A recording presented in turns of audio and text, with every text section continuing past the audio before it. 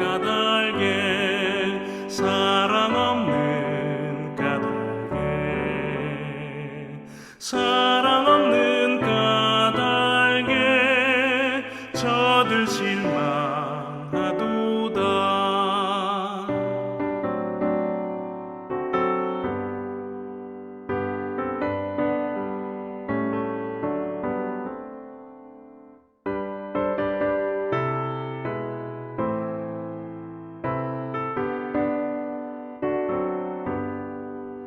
어떤 사람 우상 앞에 목을 빌고 있으며 어떤 사람 자연 앞에 사랑 요구하도다.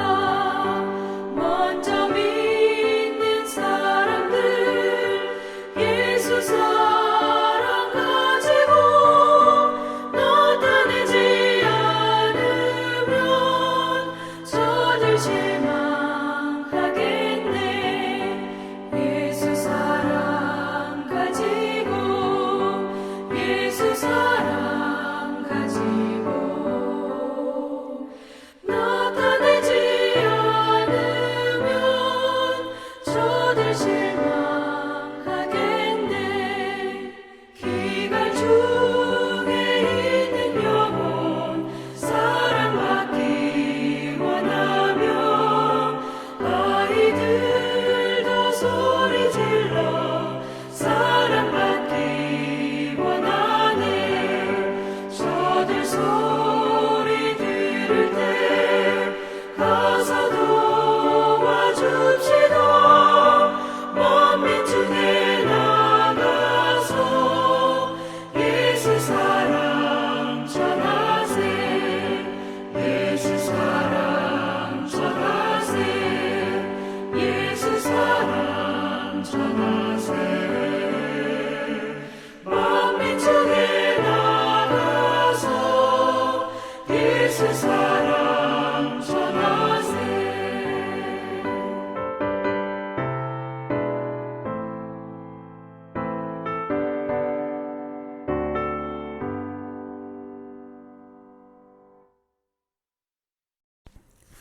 토요일 새벽기도 나오신 성도님들을 예수님의 이름으로 환영하고 축복합니다. 오늘 하나님의 말씀은 사도행전 15장 7절부터 12절 말씀으로서 제목을 무리가 가만히 있어 라는 제목으로 전하도록 하겠습니다. 많은 변론이 있은 후에 베드로가 일어나 말하되 형제들아 너희도 알거니와 하나님이 이방인들로 내 입에서 복음의 말씀을 들어 믿게 하시려고 오래전부터 너희 가운데에서 나를 택하시고 또 마음을 아시는 하나님이 우리에게와 같이 그들에게도 성령을 주어 증언하시고 믿음으로 그들의 마음을 깨끗이 하사 그들이나 우리나 차별하지 아니하셨느니라. 그런데 지금 너희가 어찌하여 하나님을 시험하여 우리 조상과 우리도 능히 매지 못하던 멍에를 제자들의 목에 두렸느냐. 그러나 우리는 그들이 우리와 동일하게 주 예수의 은혜로 구원받는 줄을 믿노라 하니라. 온 무리가 가만히 있어 바나바와 바울이 하나님께서 자기들로 말미암아 이방인 중에서 행하신 표적과 기사에 관하여 말하는 것을 듣더니. 아멘. 네, 오늘 말씀 제목은 이 12절 온 무리가 가만히 있어 입니다. 무리가 가만히 있어. 예수님의 수제자였던 베드로는 이 구원의 진리를 전하시고 또한 자기의 간증을 하십니다. 그 다음에는 바울과 바나바가 그 진리가 베드로가 말했던 그 진리가 맞는지 그거 갖다가 보여주는 증거를 쭉 댑니다. 그건 바로 이방인들에게 하나님께서 놀랍게 역사하셨다라는 거죠. 여기서 사도 베드로께서는 진리를 전하실 때 세 가지를 말씀하셨어요. 첫째, 자기의 소명, 베드로의 소명은 바로 이방인 선교다라는 겁니다. 이거는 그냥 자기가 느낀 게 아니라 이건 부활하신 예수 그리스도께서, 부활하신 주께서 직접 자기에게 미션을 준 거다. 그럼 그겁니다. 첫째, 자기의 소명입니다. 그건 바로 이방인 선교다. 둘째, 예수님을 믿는 유대인들에게 성령이 임했던 것과 똑같이 예수님을 믿기만 했던 이방인들에게도 성령이 임했다라는 사실입니다. 하나님은 그래서 차별을 안 한다는 거예요.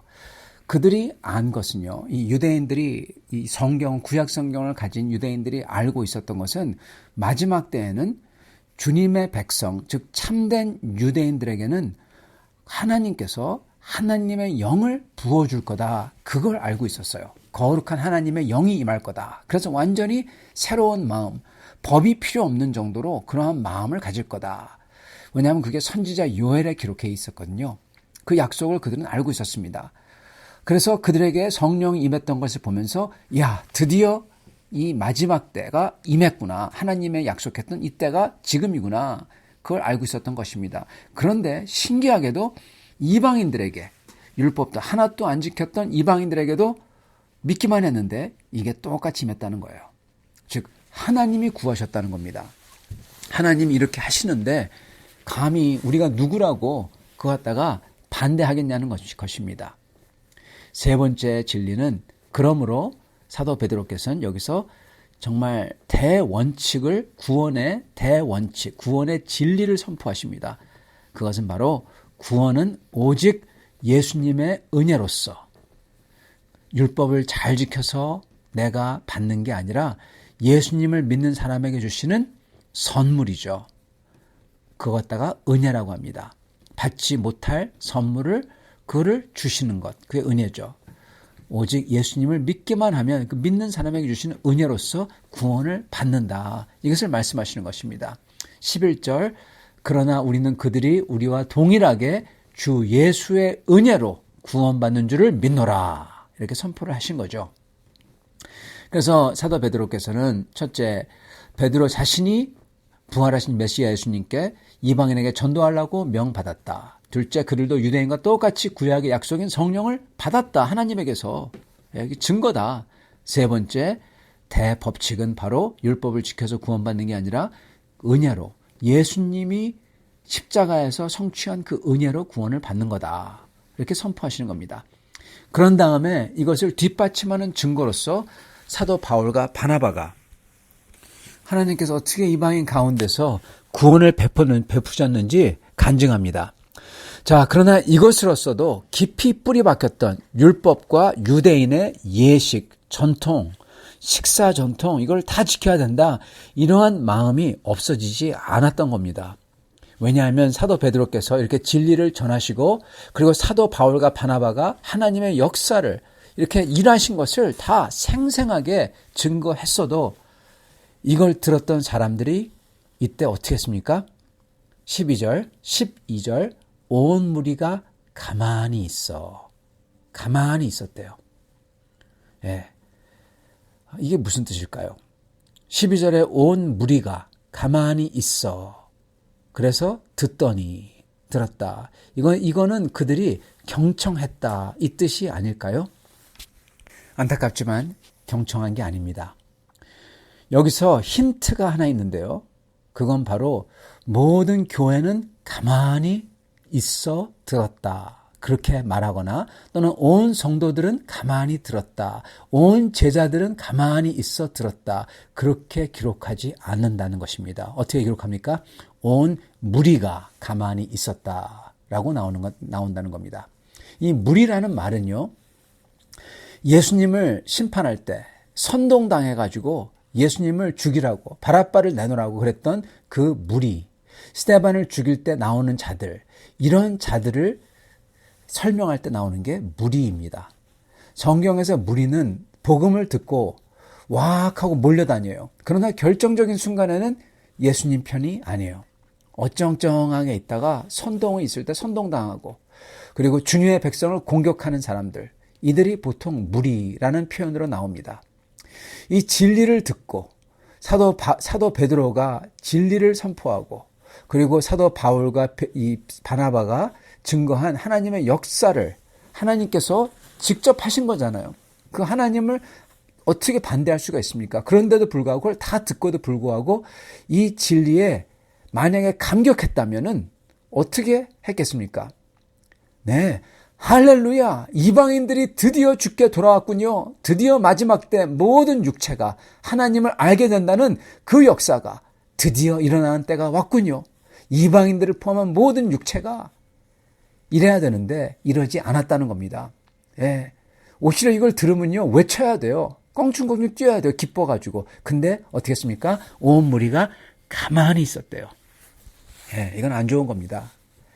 이거는 이 진리를 듣고 그 증거들이 무수한 하나님의 역사하심을 듣고도 자기들이 고집하던 게 무너지니까 이거에 대해서 할 말이 없는 거예요. 근데 그 속에 불만이 있는 겁니다. 예. 그렇기 때문에 가만히 잠잠하게 말 못하고 가만히 있었다는 겁니다. 하나님이 하시고 계신데 인간이 못마땅해 하는 겁니다. 여러분, 이게 보여주고 있는 것은요, 이게 바로 이들의 우상이었다는 사실이에요. 우상. 예. 이게 바리새인들과 사두개인들의 우상이었고요. 즉 자기들이 고집하던 것. 예. 그죠? 우리는 속되지 않도록 율법을 이렇게 법도를 잘 지키고 있는데 그들도 이래야 돼. 그들은 우리보다 못하지. 저건 우리만큼은 해야지. 이게 사두개인과 바리새인들의 우상이었어요. 그리고 그들의 자부심이었던 겁니다. 내가 잘하고 있었는데 우리보다 하나님의 법을 지키지 않는 사람들이 그런 법도 안 지키면서 동등하게 된다니 말이 안 돼. 이걸 보여줬던 게 바로 12절 온 무리가 가만히 있어 라는 것입니다. 지금 이 바리새파 크리스찬들, 유대 크리스찬들, 이 사람들이요, 지금 이들이 죄를 져서 무슨 나쁜 짓을 하거나 도적질을 했거나 예를 들어서 살인을 하거나 속이거나 거짓말을 하거나 이래가지고 지금 문제가 되는 게 아니라 적어도 그들이 여태껏 하나님의 법이라고 배워왔던 그 모든 것 속에서 손 씻고 그리고 이거 안 먹고 저거 할 때 어떻게 저희가 많이 걷지 않고 안식일에 뭐 그런 거 있잖아요. 그런 것 속에서 자기는 잘하고 있다. 그리고 그들도 자기들이 잘하고 있다는 것을 알기 때문에 그 잘하기 때문에 지금 문제가 되고 있다는 사실을 우리가 잘 봐야 됩니다. 예. 지금 나쁜 짓을 해서 문제가 되고 있지 않다는 거예요. 지금 잘하고 있어서 그리고 그 자기들이 잘하고 있다는 것을 스스로 알고 있기 때문에 지금 문제가 되고 있다는 것입니다. 잘하고 있다고 생각하는데 오히려 그게 더 큰, 아니 제일 중요한 문제가 되고 있다는 사실이에요. 여러분, 성도는요, 자기가 잘하고 있다고 생각할 때 오히려 더욱더 주님을 두려워하며 내 자신을 살펴보는 그러한 조심을 해야 되는 것입니다. 이 일들이 보여주고 있는 것은 저희들도요, 잘하고 있을수록 유념해야 되는 것은 그렇게 잘하는 것 자체가 하나님 앞에서 내세울 게 안 된다는 겁니다. 잘하는 거 좋습니다. 잘해야죠. 잘하면 얼마나 좋아요. 그러나 중요한 사실은 하나님 앞에 설 때는 그런 거는 아무것도 아니라는 거예요. 정말 중요한 거는 그러면 뭐냐? 즉 하나님 앞에 설 때 주님께서 중하게 여기시는 게 뭐냐? 이걸 물어봐야 돼요. 여러분, 저희가 만약에 잘하고 있다면은 오케이, 좋아요. 그렇게 잘하는 것을 통해서 하나님이 정말 중히 여기시는 것을 해야 됩니다. 그게 뭐냐? 첫째, 다른 분들에게, 이게 교인이든 아니면은 믿지 않는 사람이든 간에 다른 분들에게 내 모습이 하나님의 은혜와 예수 그리스도의 거룩한 사랑, 그리고 거기서 오는 기쁨과 그리고 궁극적인 소망, 이걸로써 가득한 그러한 증거가 되냐? 즉 우리 예수님의 뜻을 따르고 이루고 있냐? 정말 예수님의 그런 소망과 사랑과 거룩함, 이게 증거가 내 속에서 내 모습이 그러한 증거가 되냐? 이게 중요한 겁니다. 둘째로서는 그렇게 사는, 그렇게 하는 나의 영혼이 더욱더 겸손해지고 내가 정말 아무것도 아니기에, 죄인이기에 오직 은혜로만 이렇게 되었기 때문에 더욱더 겸손해지면서 동시에 오직 감사해하며 내 영혼이 예수님과 그리고 제자들을 내 영혼이 닮아가느냐, 이 두 개입니다. 이 두 개가 하나님 앞에 중한 거예요. 내 삶이, 내 영혼이 다른 사람들에게 예수님 안에 있는 소망의 증거가 되느냐, 둘째, 내 영혼이 정말 예수님과 제자들을 나도 닮아 비슷해지고 있느냐, 이거예요. 이 두 개가 중요한 겁니다. 하나는 증인으로서, 하나님, 또 하나는 내 모습이 예수님의 모습으로서 닮아가냐, 이겁니다. 그렇기 때문에 저희가 잘하면 잘할수록 감사해야 됩니다. 그리고 내가 죄인인 것을 깨닫기 때문에, 그죠? 그러한 나에게 하나님의 은혜를 주었기 때문에 그 은혜에 감격하고 감사해요. 그렇게 여러분, 내가 죄인인 것을 깨닫고 그러한 죄인에게도 하나님의 은혜를 주신 것을 감격해하며 정말 감사하는 사람들은요, 그들이 잘할수록 겸손해집니다. 예. 그러나 이러한 감사와 감격이 없이 그냥 잘하면서 내가 죄인됨과 은혜의 감격이 없는 사람, 그런 사람은 그들 속에 은근히 교만해지고, 그리고 이상하게 자기에 대한 고집이 생깁니다. 예. 이렇게 될 수도 있는 게 아니라 반드시 그렇습니다. 그럴 수밖에 없어요.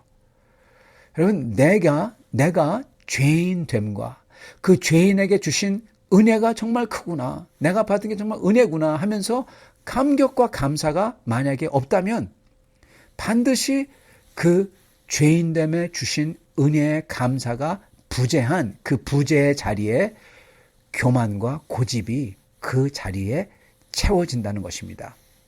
절대로 아무것도 없는 것, 그냥 텅텅 빈 것은 있을 수가 없습니다.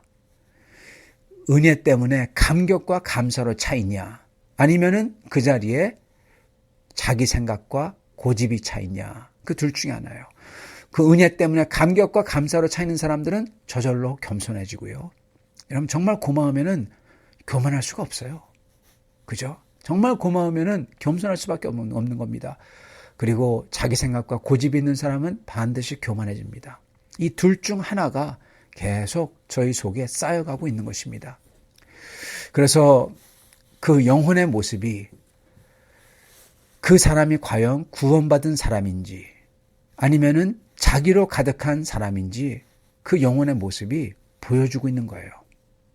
그래서요, 성도 여러분, 사실은 저희가 주님 앞에 설 때요, 내가 주님을 믿는다, 안 믿는다 이렇게 말할 필요도 없는 겁니다. 왜냐하면 그 영혼의 모습에서, 그 사람의 얼굴에서 그냥 나타나는 거예요. 겸손과 감격과 감사함으로 순종하는 모습인가? 아니면은 교만과 고집과 아집으로 가득한가? 저는 잘 모르겠습니다. 그러나 오직 은혜로서, 오직 믿음으로써 구원받고, 그리고 진짜 믿음은 오직 주님의 명령을, 거룩함과 사랑을 행하는 믿음이라고 하셨어요. 오직 이런 사람들이 구원받는다고 주님께서 말씀에 기록하셨습니다. 그렇기 때문에 소위 죄를 많이 진 사람들도 이러한 믿음이 있다면 구원받는 겁니다. 산 믿음이 있으면은. 그러나 또한 제가 아는 것은요, 하나님 앞에 설 때 그들이 죄를 졌던 안 졌던, 죄인이든 아니든 간에 하나님 앞에 서는 모든 사람들은 자신들의 영혼의 모습에 대해서 무슨 변명이나 말을 할 필요가 없다는 겁니다. 그들이 믿습니다, 나는 주님 믿습니다, 주여 주여 그러는 건 아무 소용도 없다는 거예요. 그거 할 필요 없어요. 그게 아무런 의미가 없어요. 중요한 것은 그 영혼의 모습이, 그 영혼의 얼굴이 구원받는 사람의 모습이냐 얼굴이냐 이겁니다. 주의 은혜에 감격하고 감사하기 때문에, 그 주님을 정말 신실하게 믿기 때문에 겸손하게 순종하는 모습이냐, 그래서 그런 얼굴과 그런 언행을 가지고 있는 영혼이냐, 아니면 자기가 죄스러운데도 그걸 고집하는 아집과 교만의 모습이냐 이겁니다. 그렇기 때문에 이런 사람들은 주여 주여 믿습니다 믿습니다 그러는 거예요. 그걸 숨기기 위해서. 그래서 저희는 저희 자신을 잘 살피면서 주님의 약속에 기뻐하며 주님의 명령에 순응하면서 주님께서 지금 저희를 구원해 주시고 나와 함께 같이 계심에 항상 감격하며 감사해야 되는 것입니다. 여러분, 감사와 감격이 항상 충만해야 돼요. 그래야 내가 비로소 내 안에서 선한 게 나옵니다. 그건 다름 아닌 죄인으로서 주님 앞에 엎드리는, 겸손해지는, 그리고 저희가 그 감격과 감사에서 흘러나오는 거룩함과 사랑입니다. 신기한 것은 정말 감격하며 감사하는 사람은 절대로 첫째 거짓말할 수 없고요. 절대로 두 번째 남에 대해서 헐뜯을 수 없고요. 감격하고 감사하는 사람은 절대로 세 번째로 고집과 아집을 부릴 수 없고, 네 번째로 절대로 감격하며 감사하는 사람은 교만할 수 없다는 겁니다. 정말 감격에서 나오는 감사는 오직 그 사람을 진실되게 만들고, 그런 사람은 사랑과 감사로서 말하고 행동하며, 그리고 그러한 사람은 자기 자신을 드리고 싶어 합니다.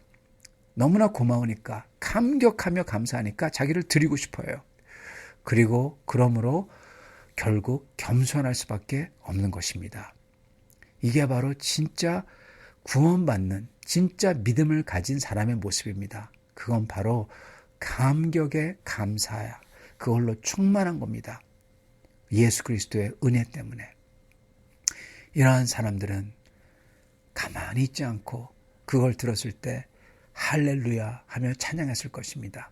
사랑하는 성도 여러분, 오늘 우리는 우리 영혼이 무리가 가만히 있었다 그러는데, 그러한 무리가 아니라 사도 베드로처럼, 사도 바울처럼, 바나바처럼 주 예수 그리스도 안에서 모든 사람들이 구원을 얻는 것을 기뻐하며 할렐루야 하며 감격하며 감사하는 그러한 영혼의 모습을 가진 여러분과 저가 될 수 있기를 간절히 축원합니다.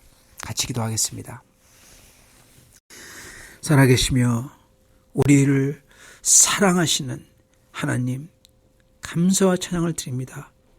저희가 하나님 앞에 정말 설 수 없는 존재인데도 불구하고 우리의 부족함과 우리의 그릇됨과 그리고 우리의 사랑 없음과 우리의 무자비함과 우리의 죄됨과 이 모든 것에도 불구하고 하나님께서는 우리를 사랑하시고 우리를, 그리고 저희를 그 많은 사람 중에 택해 주시고 불러주시고 구원케 하심을 감사합니다.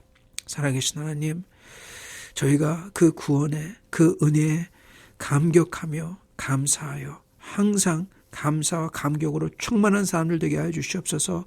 이 은혜 충만하기 때문에 저의 속에서 흘러나오는 게 거룩이 되게 하시고 순종이 되게 하시고 용서와 사랑과 그리고 주 예수님 앞에서 겸손한 모습으로서 설 수 있도록 축복하여 주시옵소서.